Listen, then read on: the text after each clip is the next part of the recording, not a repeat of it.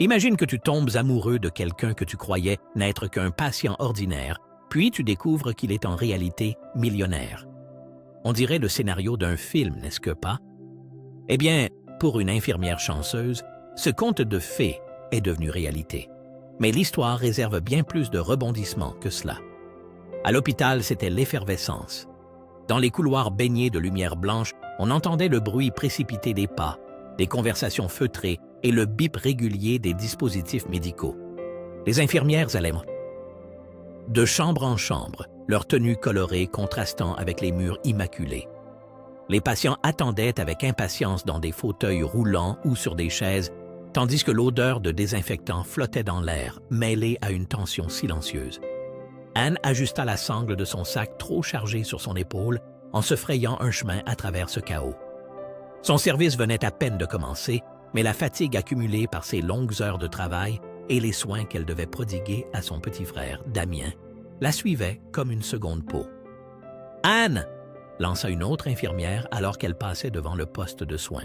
« Aujourd'hui, c'est toi qui t'occupes de la chambre 402. Bonne chance! » Anne s'arrêta, fronçant les sourcils. « Pourquoi aurais-je besoin de chance? » L'infirmière haussa les épaules, un sourire narquois au coin des lèvres. « Tu verras bien. » Vainquant ses incertitudes, Anne se dirigea vers la chambre 402. Ses chaussures confortables crissant doucement sur le sol en linoléum. Dès qu'elle entra, son regard fut attiré par le patient assis près de la fenêtre dans un fauteuil roulant. Sur le dossier médical, il était inscrit « Noir Jean ». Ses larges épaules s'étaient affaissées et son regard était fixé sur l'extérieur. Même la lumière du soleil qui filtrait par la fenêtre ne parvenait pas à adoucir les traits amers de son visage. On avait l'impression qu'il était entouré d'une colère palpable, une barrière invisible repoussant tout le monde. « Bonjour, Monsieur Noir », dit Anne d'une voix professionnelle mais chaleureuse. Jean ne se tourna pas vers elle. « C'est inutile », lança-t-il d'un ton sec. « Je n'ai pas besoin d'une infirmière de plus qui fait semblant de s'intéresser à mon sort. » Anne cligna des yeux, surprise par la rudesse de son attitude. Pourtant, elle avança de quelques pas, ses doigts se crispant un peu plus autour du dossier médical qu'elle tenait. « Je ne fais pas semblant, c'est moi qui m'occupe de vous aujourd'hui, » répondit-elle. Jean poussa un bref grognement, et ce n'est qu'alors qu'il se tourna vers elle. Son regard bleu, perçant, la fixait avec un mélange de défi et de douleur. « Qu'est-ce que ça change? De toute façon, tu n'es qu'une parmi tant d'autres à passer et à disparaître. » La bouche d'Anne se contracta en une fine ligne. Elle avait déjà rencontré des patients difficiles, mais les paroles de Jean la touchaient particulièrement. Elle prit une grande inspiration et posa le dossier sur la petite table près du lit. « Je comprends votre frustration, dit-elle doucement, mais je suis là pour vous aider, que cela vous plaise ou non. »« Je n'ai pas besoin d'aide, » répliqua Jean d'une voix soudain plus dure. « J'ai seulement besoin qu'on me laisse enfin tranquille. » La patience d'Anne atteignait ses limites, et son calme habituel commençait à se fissurer. Elle s'approcha davantage, le regard résolu rivé sur Jean. « Écoutez, Monsieur Noir, je ne suis pas là pour vous plaindre ni pour vous faire perdre votre temps. Je fais simplement mon travail. Libre à vous de coopérer ou non, mais avec cette hostilité, vous ne rendez service ni à vous-même ni à nous. » Jean la dévisagea, clairement décontenancé par tant de fermeté. Un lourd silence s'installa dans la chambre, l'atmosphère chargée d'une tension presque palpable. Finalement, il se laissa aller contre le dossier de son fauteuil, le visage toujours fermé. « Tu n'es pas comme les autres, » marmonna-t-il à mi-voix, comme s'il se parlait à lui-même. Anne haussa un sourcil. « Est-ce un compliment? » Un discret sourire ironique sembla effleurer les lèvres de Jean, mais il ne répondit pas et reporta son attention sur la fenêtre. Anne s'appliqua à ne pas lever les yeux au ciel, puis se concentra sur le dossier médical. « Très bien, commençons par les bases. Je vais vérifier vos signes vitaux et passer en revue vos médicaments. » Jean ne protesta pas, tandis qu'elle effectuait les contrôles. Bien que son silence restât chargé de ressentiment, Anne y vit un minuscule succès. Tandis qu'elle s'affairait, elle jetait de temps en temps un coup d'œil furtif à Jean. Elle remarqua sa fine barbe sur le menton et la tension permanente dans son corps. Il était encore jeune, la trentaine peut-être, et on sentait chez lui un reste de confiance en soi que la maladie n'avait pas entièrement détruite. Mais les fissures étaient invisibles. « Vous n'êtes pas obligé de me parler, » dit Anne après un moment, sa voix plus douce. « Mais si un jour vous changez d'avis, je serai là pour vous écouter. » Jean ne la regarda pas, mais sa mâchoire se contracta, signe que ses mots avaient fait mouche. Lorsqu'Anne eut fini, elle se redressa et reprit le dossier. « Je repasserai dans quelques heures, » annonça-t-elle. Elle était déjà sur le point de sortir lorsque la voix de Jean la retint. « Tu ne tiendras pas longtemps, » lança-t-il d'un ton provocateur. Anne se retourna à demi. « On verra bien. » Sur ces mots, elle quitta la chambre, le cœur encore secoué par leur altercation. Elle ignorait tout du passé de Jean, mais il était clair qu'il ne luttait pas seulement contre son état physique, mais aussi contre le monde entier et contre lui-même. Anne ignorait ce que la journée lui réservait, mais elle savait déjà qu'elle voulait lui prouver qu'il avait tort à son sujet. Peut-être arriverait-elle ainsi à découvrir la personne qui se cachait derrière ces murs érigés si haut.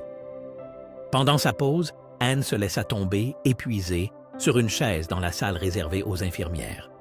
Elle passa les mains dans ses cheveux, tentant de chasser de son esprit la querelle matinale avec John. Autour d'elle, ses collègues discutaient à voix basse, échangeant ragots sur l'hôpital et difficultés du service. « Alors, Anne, » lança l'une d'elles, un sourire condescendant aux lèvres. « Comment ça se passe avec le patient de la 402? » Anne leva les yeux, ses paupières lourdes de fatigue. « C'est un cas difficile. Le mot est faible, » renchérit une autre infirmière en riant. « Cet homme est impossible. Il ne laisse personne l'approcher. Je suis étonné qu'il ne t'ait pas déjà envoyé balader. » Anne se redressa, la mâchoire crispée par ses remarques moqueuses. Elle était habituée à être sous-estimée. Son uniforme simple, son apparence discrète et cet accent léger laissé par son milieu modeste la rendaient souvent cible de critiques. Elle ne laissa pourtant rien paraître. « Je vais m'en sortir, » répondit-elle simplement, avant de se lever. En quittant la salle du personnel, elle repensa à sa famille. Son petit frère, Damien, comptait sur elle pour continuer ses études, et sa mère avait besoin de soins coûteux. Anne n'avait pas d'autre choix que de travailler plus dur que tout le monde, même si cela signifiait affronter des patients aussi difficiles que John. Dans sa chambre, Jean était assis près de la fenêtre, les doigts crispés sur les accoudoirs de son fauteuil roulant, le regard fixé sur les rues animées de Paris en contrebas.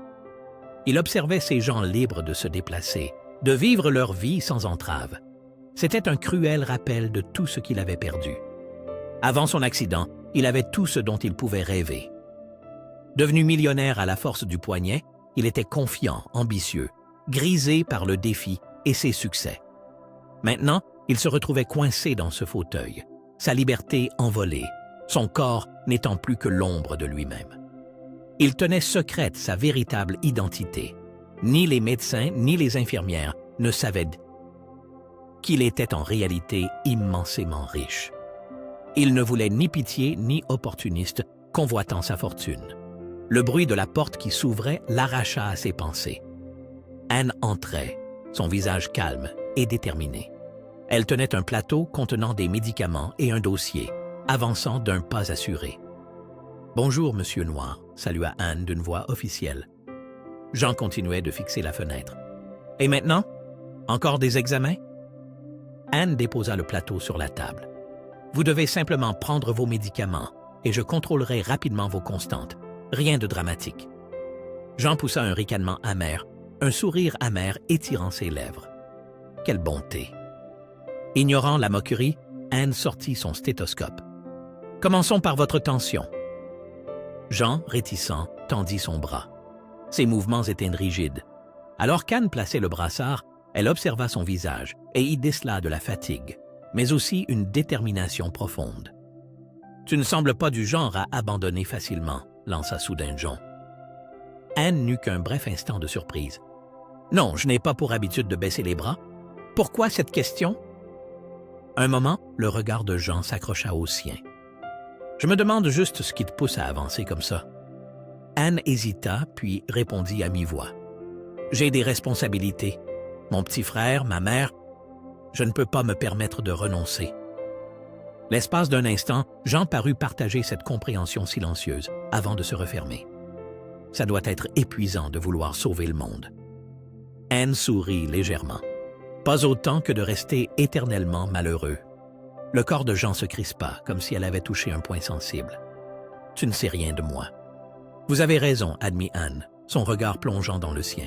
« Mais je sais que s'isoler ne mène nulle part. Tu n'es pas le seul à avoir des épreuves à surmonter. » Jean détourna encore une fois le regard, signifiant ainsi la fin de la conversation. Le reste de la journée, Anne revint plusieurs fois le voir, toujours accueillie par cette froide distance, mais il la laissait au moins faire son travail. Anne, de son côté, s'occupait de lui inlassablement, avec détermination, refusant de se laisser décourager par l'attitude de Jean. En fin d'après-midi, Anne découvrit Jean en train de se battre avec un livre. Les principes fondamentaux de l'investissement gisaient sur la table de nuit, à une distance où il ne pouvait pas facilement l'atteindre. Le fauteuil roulant était mal orienté pour qu'il puisse le saisir. « Tu as besoin d'aide ?» demanda Anne. « Je m'en sortirai, maugréa Jean, mais sa main glissa du livre. Anne ne recula pas. Elle ramassa l'ouvrage et le lui tendit. « Tiens !» Jean la dévisagea d'un air buté. « Je ne t'ai pas demandé ton aide. »« Je ne t'ai pas demandé la permission, » répondit Anne sans se démonter. Un instant, Jean la contempla en silence, et sous la tension de ses traits, on crut deviner l'ombre d'une estime naissante. Anne sortit ensuite de la chambre, emportant avec elle cette pensée. Derrière la carapace de Jean, il y avait autre chose qu'il ne voulait pas montrer. Et pour Jean, la présence d'Anne était à la fois irritante et étrangement rassurante. Enfin quelqu'un qu'il ne pouvait pas faire fuir à sa guise. Lorsqu'Anne revint vérifier Jean dans la soirée, elle trouva la chambre silencieuse. Il était à nouveau près de la fenêtre, un livre ouvert sur les genoux. La couverture rigide, noire, portait un titre en lettres dorées.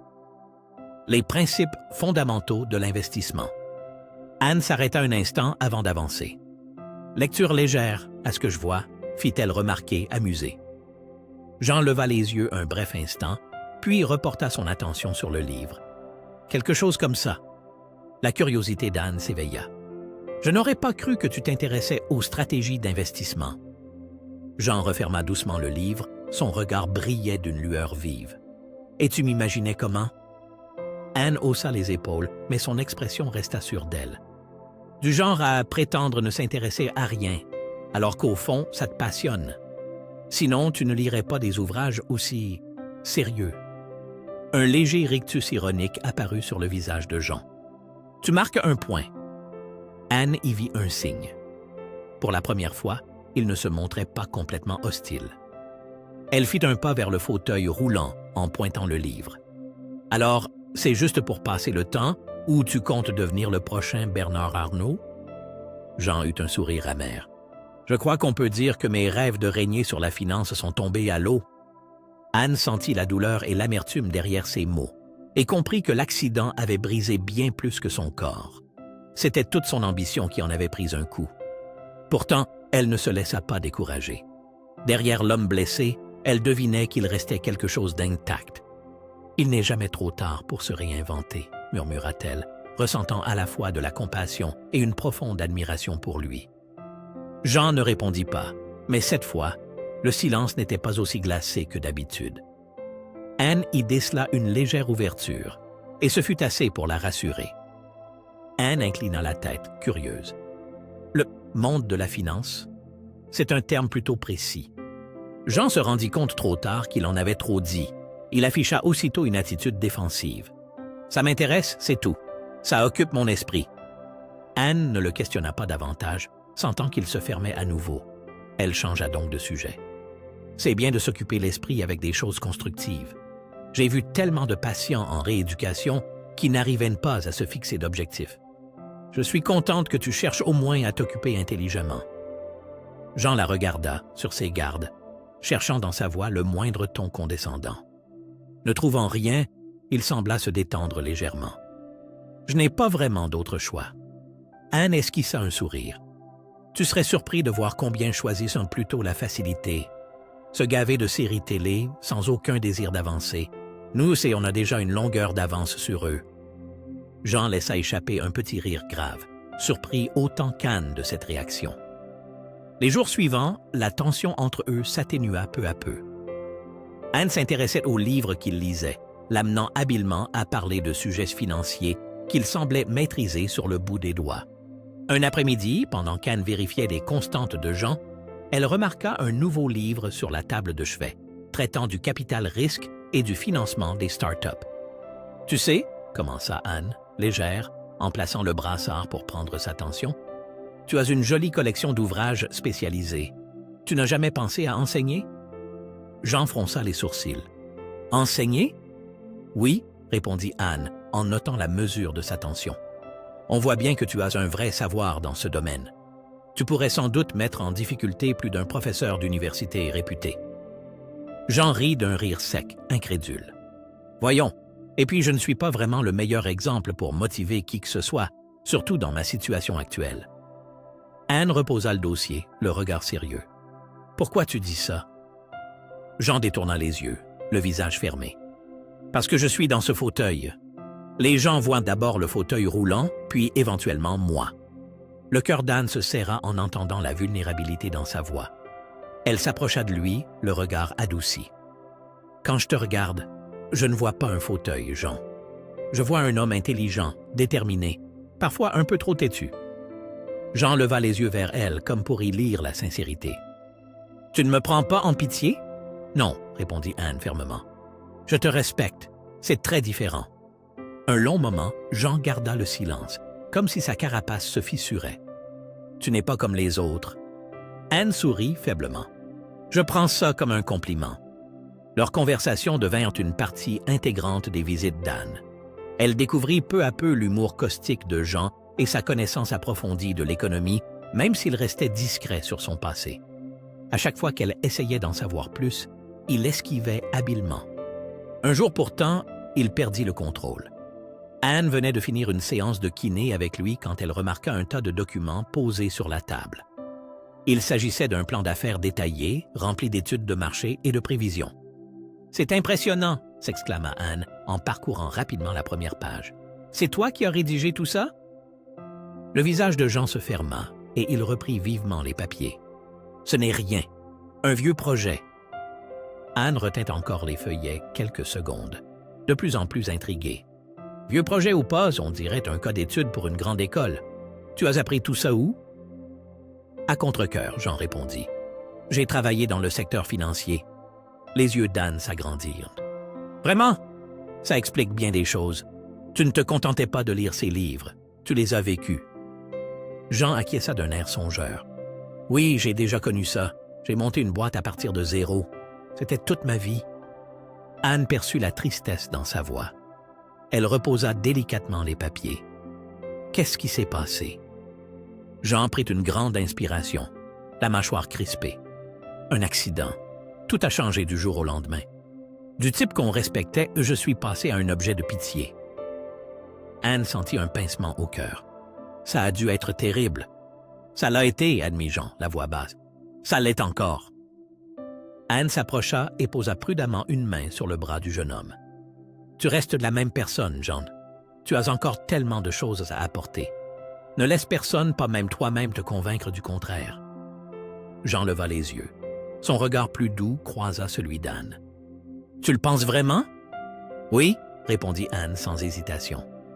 Pour la première fois depuis des mois, Jean ressentit un mince filet d'espoir frêle, mais suffisant pour imaginer qu'un renouveau était possible. Le lendemain matin, l'atmosphère était inhabituellement calme dans le service. Le brouhaha habituel de l'hôpital semblait adouci par l'heure matinale, les bruits de pas et de conversations feutrées. Anne traversait rapidement le couloir, dossier en main, prête pour ses visites quotidiennes. Sa première étape, comme depuis plusieurs semaines, était la chambre 402. Elle s'apprêtait à toquer quand elle remarqua que la porte était entr'ouverte. À l'intérieur, elle entendit des voix basses mais tendues. Un homme et une femme discutaient à voix serrée.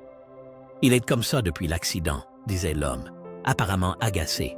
« Qu'est-ce que tu attendais, François? » répondit la femme d'un ton sec. Jean a toujours été trop fier, trop têtu pour accepter de l'aide, même de notre part. Anne fronça les sourcils, intriguée. Elle jeta un coup d'œil discret et aperçut un couple élégamment vêtu, debout près du fauteuil roulant de Jean. L'homme portait un costume coûteux, la femme un sac de marque. Leur allure contrastait vivement avec la chambre d'hôpital. On a tout essayé, reprit l'homme nommé François, clairement frustré. Mais le conseil d'administration commence à perdre patience. Ils veulent récupérer Jean, ou au moins une décision claire sur l'avenir de l'entreprise. La femme soupira, croisant les bras. Il nous interdit de révéler où il se trouve. Si les gens savaient que Jean Noir, PDG de la Noire Société d'investissement, est en pleine convalescence, on gagnerait du temps grâce à la compassion. Le cœur d'Anne se serra, son souffle se coupa. PDG, Noire Société d'investissement? Ce Jean, le patient renfermé et amer de la chambre 402, était en réalité un homme d'affaires millionnaire? Bien plus que ça, le grand patron d'une société d'investissement de renom. Ses mains se mirent à trembler, serrant le dossier contre sa poitrine. « Pourquoi ne me l'a-t-il pas dit ?» murmura-t-elle pour elle-même. Elle n'eut pas le temps de réfléchir davantage, car la porte s'ouvrit soudain et le couple sortit. Leur conversation cessa net à la vue d'Anne. « Pardon, » dit-elle d'un ton professionnel, tâchant de dissimuler son trouble. « Je ne voulais pas écouter aux portes. » La femme dévisagea Anne, le visage impassible. « Vous êtes son infirmière, je suppose? »« Oui, » répondit Anne d'une voix un peu raide. « C'est bien moi. »« Eh bien, » répliqua François en ajustant sa cravate, « bonne chance. »« Vous en aurez besoin. » Ils s'éloignèrent, laissant Anne figée sur place. Elle inspira profondément, puis entra dans la chambre. Jean leva les yeux à son arrivée, et d'ordinaire, il aurait semblé sur la défensive, mais cette fois, son visage se détendit en la voyant. « Tu es déjà là. » Anne ne répondit pas immédiatement. Elle posa le dossier sur la table et croisa les bras, le regard durci. « Tu ne m'as rien dit, » lâcha-t-elle d'une voix basse mais ferme. Jean se renfrogna. « De quoi tu parles? »« Que tu es Jean Noir, » répondit Anne, la voix plus tranchante. « Que tu es PDG millionnaire, et pas seulement un patient ordinaire qui réapprend à marcher. » Jean serra les mâchoires, détournant le regard. « Donc tu as entendu? »« J'en ai entendu assez, » rétorqua Anne, sentant sa déception la submerger. « Pourquoi tu l'as caché? Tu croyais que je ne le découvrirais jamais? » Les doigts de Jean se crispèrent sur les accoudoirs du fauteuil roulant. Ce n'était pas un secret, c'était un moyen de survivre. « Survivre? » releva Anne, incrédule. « Tu es millionnaire, Jean. Je doute que tu aies souvent eu à survivre. »« Tu crois que l'argent résout tout? » répliqua Jean en haussant la voix. « Tu sais ce que ça fait quand les gens ne voient en toi que ton compte en banque? Quand tu ne sais jamais s'ils s'intéressent vraiment à toi ou juste à ta fortune? » Anne fit un pas en arrière, sans pour autant adoucir son expression. « Je me fiche de ton argent, John. Tout ce que je voulais, c'était que tu sois sincère avec moi. Or, tu m'as caché qui tu es. » « Je ne l'ai pas caché, » s'emporta Jean plus doucement. « Je ne l'ai simplement pas mentionné. J'ai trop souvent vu les regards changer quand les gens découvrent qui je suis. Je voulais être sûr que ce ne serait pas pareil avec toi. » Anne pouvait percevoir la douleur et la crainte dans ses yeux, mais sa déception restait vivace. « Et moi, alors? On a parlé, on s'est confié des choses, et je croyais que c'était réciproque.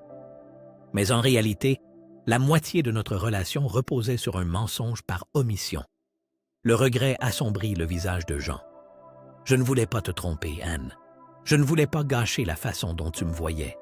Tu es la seule personne depuis des années qui m'a considéré comme un être humain, pas comme un numéro de compte ou un handicapé à plaindre.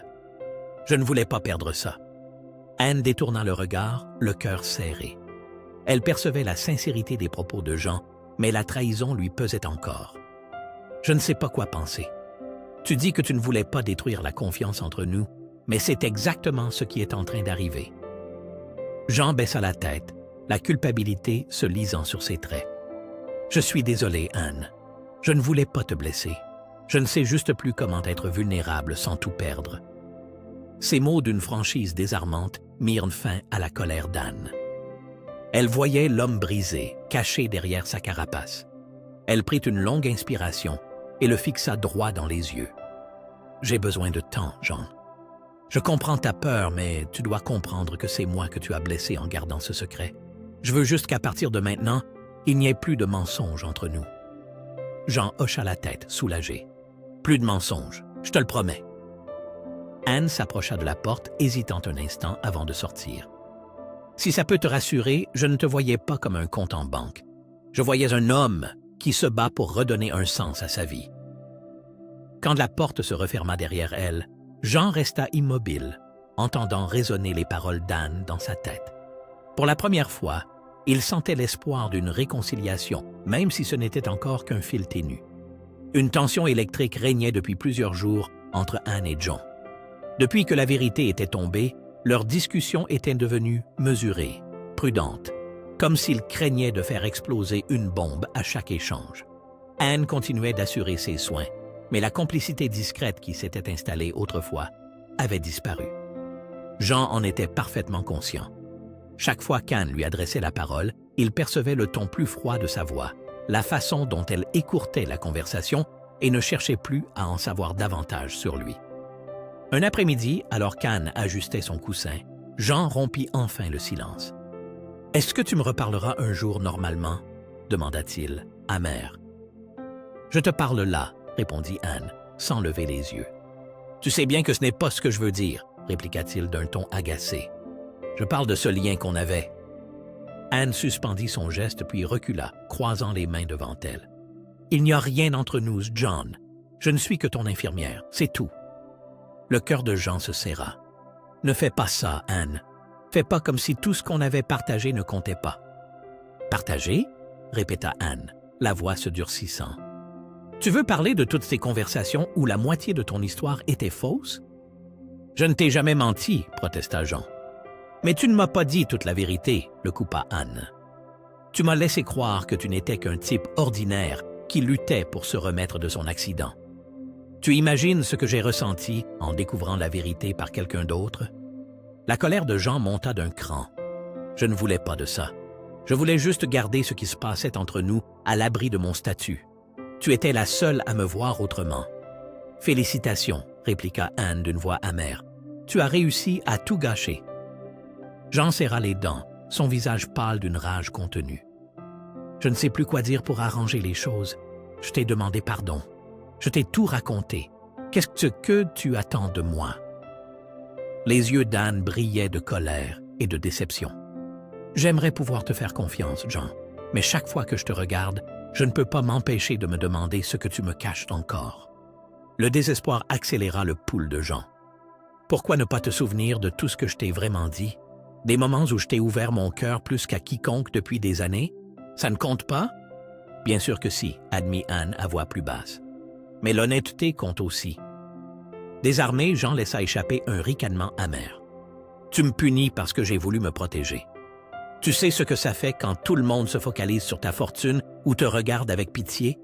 Je ne voulais pas que tu me vois comme ça, Anne. Je voulais que tu vois l'homme derrière tout ça. » Les yeux d'Anne s'embuèrent, mais elle refusa de se laisser aller. « Et je t'ai vu, Jean. C'est pour ça que ça me fait aussi mal. » Un silence lourd tomba sur la chambre. Finalement, Jean parla d'une voix teintée d'amertume. « Si tu attends que je m'humilie, alors tu peux toujours courir. » Anne le fixa, stupéfaite, puis serra les dents. « Tu crois vraiment que c'est de ça qu'il s'agit? C'est juste te voir assumer tes erreurs, Jean. Tu as déçu ma confiance. »« J'ai fait tout mon possible pour réparer ça, » rétorqua Jean, la voix s'élevant. « Mais si ça ne te suffit pas, alors c'est peut-être toi qui as un problème. » Le regard d'Anne s'agrandit, son cœur battant à tout rompre. Elle s'apprêtait à répliquer, mais se ravisa finalement, secouant la tête. « Je ne peux plus supporter ça, » murmura-t-elle. La panique envahit Jean. « Qu'est-ce que tu veux dire? »« Que je ne peux plus être ton infirmière, » déclara Anne, la voix tremblante mais la décision ferme. « Pas dans ces conditions. »« Anne, attends !» supplia Jean. Mais elle recula, les larmes aux yeux. « Désolé, Jean. Tu comptes beaucoup pour moi, mais je ne peux pas rester ici si je n'ai même plus le sentiment de sécurité. » Avant qu'il ne puisse répliquer, elle quitta la pièce, laissant derrière elle le son impitoyable de la porte qui se refermait, comme une note finale à une triste symphonie. Jean resta immobile, choqué. Sa poitrine se soulevait tandis que les mots échangés repassaient en boucle dans sa tête. Encore et encore, il se souvenait de chaque phrase, sentant la rage se transformer en auto-accusation. Des années après l'accident, il s'était enfin montré vulnérable devant quelqu'un, et maintenant, Il perdait cette personne à cause de ses propres maladresses. Chut. Les poings serrés, il sentit monter en lui l'impuissance qu'il s'évertuait à refouler. Il avait cru que l'accident était ce qui pouvait lui arriver de pire. Mais perdre Anne et se rendre compte qu'il en était le seul responsable lui causait une douleur bien plus vive. Dans le silence de sa chambre, Jean laissa échapper des mots qu'il n'avait jamais osé prononcer à voix haute. « Je suis en train de tomber amoureux de toi, Anne, » murmura-t-il. Mais il était déjà trop tard. Anne était partie. Dans le petit appartement qu'elle partageait avec son frère Damien, Anne était assise à la table de la cuisine, perdue dans ses pensées. Les paroles échangées avec Jean ne cessaient de la hanter. Plusieurs jours avaient passé depuis qu'elle avait quitté sa chambre, mais leurs mots résonnaient encore comme un mauvais rêve. Damien entra, un épais courrier à la main. « C'est pour toi », dit-il en déposant l'enveloppe sur la table. Surprise, Anne la prit. L'écriture était claire et assurée. « Jean !» Son cœur se serra en ouvrant la lettre et en découvrant plusieurs pages manuscrites. Elle hésita un instant avant de commencer sa lecture. « Chère Anne, je ne suis pas doué avec les mots, du moins pas ceux qui comptent vraiment. J'ai passé la plupart de ma vie à jongler avec des chiffres, des contrats et des stratégies. Tout ce qui est parfaitement calculable sur le papier. Mais toi, Anne, tu n'es pas un chiffre. Tu es quelque chose que je ne parviens pas à mettre en équation, et j'ai du mal à trouver les mots justes pour toi. Je vais donc me contenter de la vérité brute. Tu connais mon nom, mais tu ne connais pas toute mon histoire. Je ne suis pas né dans la richesse. Mes parents travaillaient en usine des gens modestes qui m'ont enseigné la valeur du labeur. J'ai grandi dans un quartier populaire, j'ai longtemps galéré financièrement, mais j'ai rêvé plus grand. À 18 ans, j'ai monté ma première entreprise.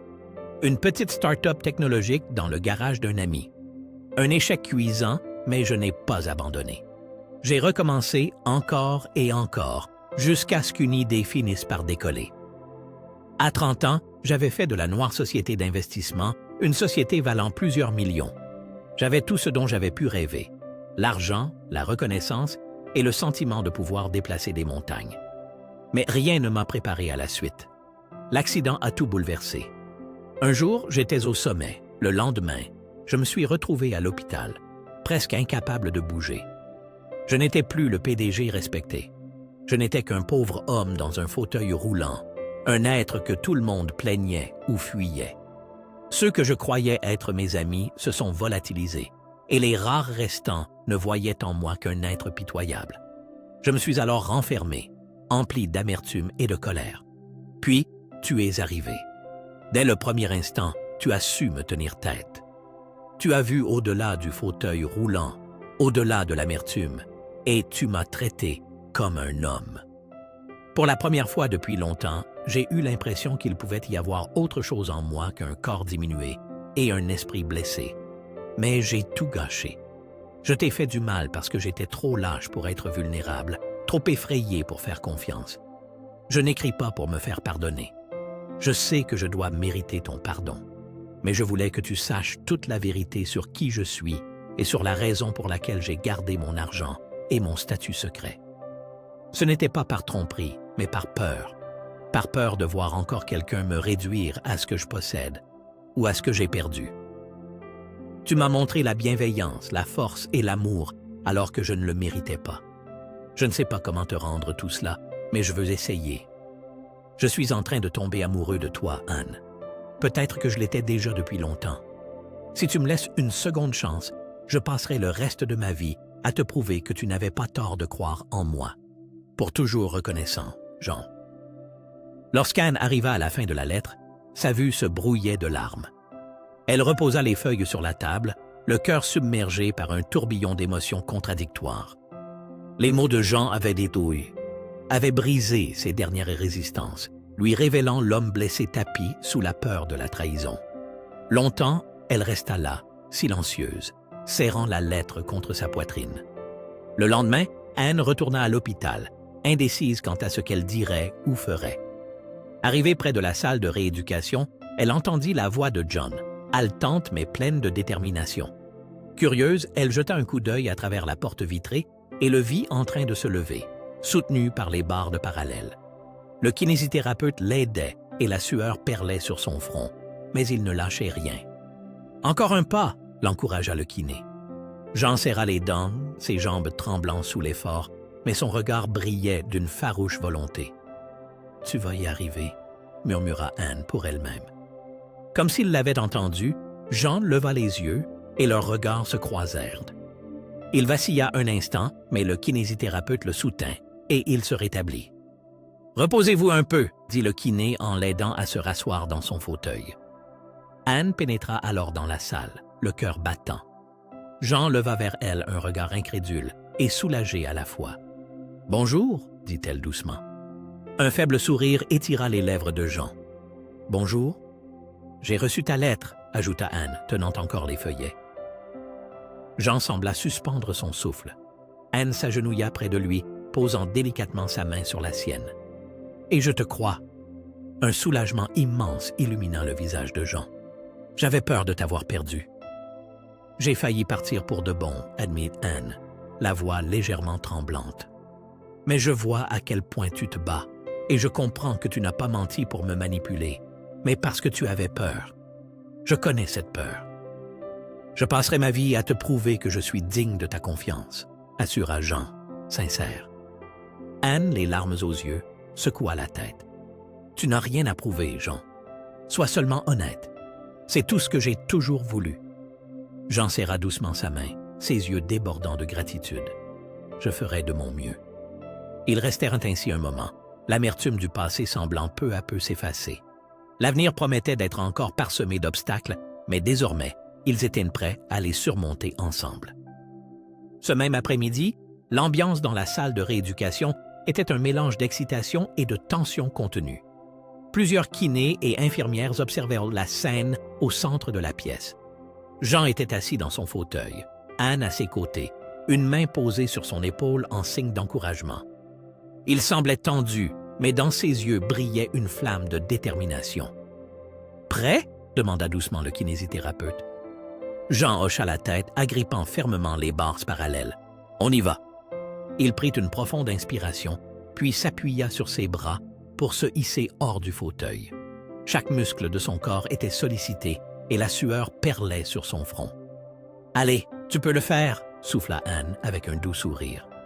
Le visage de Jean se contracta sous l'effort, ses jambes tremblaient, mais il tint bon, accroché au bord. « Un pas à la fois !» encouragea le kiné. « Pas besoin de te presser. » Jean distribua son poids, avança prudemment son pied gauche. Il bougea à peine de quelques centimètres, mais c'était déjà une énorme victoire. Des encouragements timides résonnèrent autour de lui, mais il n'entendait qu'Anne. Elle le regardait, les yeux brillants de fierté et d'émotion. « Tu l'as fait !» s'exclama-t-elle, la voix vibrant d'émotion. « Jean, tu es debout !» Le sourire de Jean, malgré l'effort, illumina son visage. « Je n'y arrive que parce que tu es là. » Il avança encore d'un pas, incertain mais plus assuré que jamais depuis son accident. Toute la salle applaudit, mais Jean ne voyait qu'Anne. Son souffle court, elle le couvait d'un regard où se mêlaient la joie et l'amour. Plus tard dans la soirée, ils se retrouvèrent dans le jardin de l'hôpital. L'air frais de la nuit soulageait des exercices intenses de la journée. Les lumières de Paris scintillaient au loin, créant un décor paisible. « Tu sais, » dit Jean d'une voix plus douce, « il fut un temps où je pensais ne plus jamais marcher. J'avais même des doutes sur ma capacité à me tenir debout. » Anne, assise à côté de lui, croisa son regard. « Et maintenant, tu prouves le contraire à tout le monde, y compris à toi-même. » Jean sourit, posant sa main sur celle d'Anne. « Sans toi, je n'aurais jamais trouvé la force de le faire. Tu as été mon ancre, la raison qui m'a poussé à continuer. » Anne baissa un instant les yeux, un léger rose colorant ses joues. « Tu me donnes trop de crédit. »« Non, » répondit fermement Jean en relevant son menton pour qu'elle le regarde. « Je le pense sincèrement. Tu as su voir en moi ce que je refusais de regarder. Tu m'as donné de l'espoir. Et l'espoir, ça n'a pas de prix. » Les yeux d'Anne se remplirent de larmes qu'elle tenta de retenir. « Tu as fait tant de progrès, Jean. Je suis fier de toi. »« Moi, je suis fier de toi, » répliqua-t-il. « Tu m'as montré ce qu'est la vraie force. Ce n'est pas l'argent ni la réussite. C'est le courage de rester aux côtés de ceux qu'on aime, même quand tout s'écroule. Après un bref silence, Jean prit une grande inspiration. « Je t'aime, Anne. Je crois que je suis tombé amoureux de toi le jour où tu as débarqué pour me réprimander. » Anne laissa échapper un rire ému, les larmes roulant enfin sur ses joues. « À l'époque, tu étais insupportable. »« Et toi, borné, » rétorqua Jean avec un sourire. « Tu l'es encore, mais c'est précisément pour ça que je t'aime. » Anne se rapprocha, posant sa tête contre l'épaule de Jean. « Je t'aime aussi, même si parfois tu me rends folle. » Quelques mois plus tard, Jean se tenait debout dans la salle du conseil d'administration de la Noire Société d'Investissement. Le fauteuil roulant avait disparu. Il ne cédait plus que d'une canne. Il présentait son nouveau plan de redressement aux membres du conseil avec un aplomb et une assurance renouvelée. Anne se tenait en retrait, un sourire radieux aux lèvres, n'ayant jamais vu Jean si confiant et sûr de lui. Il n'était plus l'ancien PDG arrogant d'autrefois, mais un homme plus sage, plus fort, plus humain. Une fois la réunion terminée, Jean rejoignit Anne, le sourire aux lèvres. « Alors, comment tu m'as trouvé? »« Parfait, » répondit-elle en liant ses doigts aux siens. « Seulement parce que tu étais là pour me regarder, » plaisanta-t-il. Ils quittèrent l'immeuble main dans la main, gagnant la voiture qui les attendait, comme un symbole du chemin déjà parcouru. L'avenir s'ouvrait devant eux, un horizon plein de promesses. Ce soir-là, Jean et Anne se tenaient sur le toit du siège de la Noire Société d'Investissement. Les lumières de la ville brillaient sous leurs yeux, semblables à un ciel étoilé inversé. Jean s'appuya contre la rambarde, la canne posée à côté de lui, et Anne se tenait à ses côtés, leurs mains entrelacées. « Tu te souviens de notre première rencontre? » demanda Jean, son ton léger. Anne eut un petit rire. « Comment l'oublier? Tu étais grognon et insupportable. »« Et toi, tu t'obstinais à vouloir m'aider, » répliqua Jean en souriant. « Tu es toujours aussi têtu. » Le silence qui suivit était confortable, rempli de la tendresse du parcours accompli. « On a fait beaucoup de chemin, » observa Anne, avec une pointe d'émerveillement dans la voix. Jean acquiesça, son regard se perdant vers l'horizon. Et ce n'est que le début. Il se tourna vers elle, le visage grave. « Je sais que je te l'ai déjà dit, mais je veux le redire. Je suis tellement reconnaissant pour tout ce que tu as fait. Je te promets de ne jamais prendre à la légère ce que j'ai reçu de toi. » Les yeux d'Anne s'embuèrent de larmes de joie. « Tu m'as aussi beaucoup apporté, Jean, bien plus que je ne l'aurais imaginé. » Jean effleura sa joue d'un geste tendre. « Tu mérites tout ce que le monde peut t'offrir, et je ferai tout pour te le montrer, jour après jour. » Les lumières de la ville scintillaient autour d'eux quand leurs lèvres s'unirent dans un baiser, une conclusion parfaite à ce périple semé d'obstacles et de victoires. À cet instant, peu importait leur passé. Il n'y avait que l'avenir, forgé par leur confiance mutuelle, leur persévérance et l'amour qui les unissait. Là, sur ce toit, ils contemplaient Paris qui s'étendait à leurs pieds, la ville où tout avait commencé. Leur histoire rappelait à chacun l'importance de la persévérance, de la confiance et de l'amour. Une histoire qui ne parlait pas seulement de guérison des blessures du passé, mais aussi de la construction d'un futur où on s'élève l'un l'autre, même quand le monde autour de nous semble vaciller. Le chemin parcouru par Jean et Anne prouvait qu'avec un espoir tenace, la capacité de pardonner et le courage d'affronter sa propre vulnérabilité, on pouvait surmonter n'importe quel obstacle.